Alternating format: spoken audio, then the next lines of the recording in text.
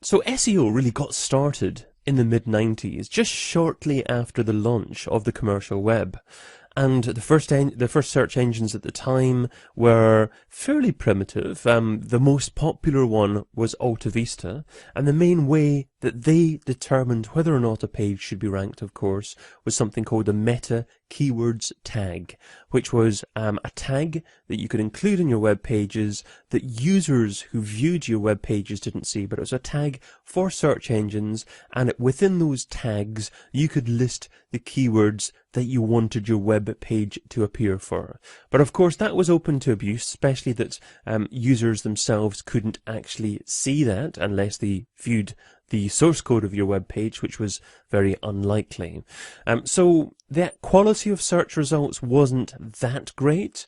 1998, Google came along and they completely changed the way that search results were determined, because they ranked web pages not based upon the meta keywords tag largely, but largely based upon links. And that is backlinks to a page and what it said within the link text of that link pointing to your web page. So backlinks and the text within those links were a significant part of Google's algorithm to begin with, and indeed still remain to this day a significant part of Google's algorithm. However, Google have had to bring in many more things to its algorithm to deal with various cheats out there who want to try and cheat their way to the top of Google without offering a high quality resource for their readers. So that started off really in 2005 or so, with Google looking at spammy link networks and reciprocal links,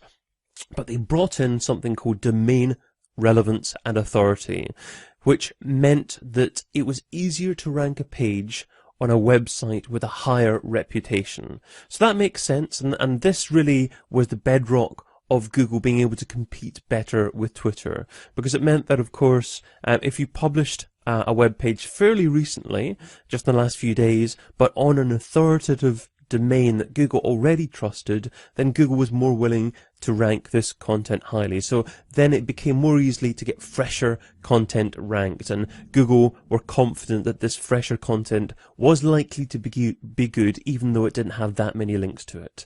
2009 or so, it started bringing in social signals as part of its algorithm.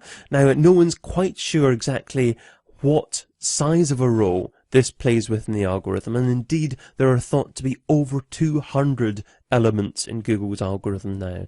So anything from on-page factors to off-page factors, there's so many different elements, and we'll cover more of that later on in this course. And of course, over the last few years, we've got semantic SEO and mobile SEO. So what is semantic SEO? Semantic SEO is SEO with meaning. Google understanding the context of the searcher.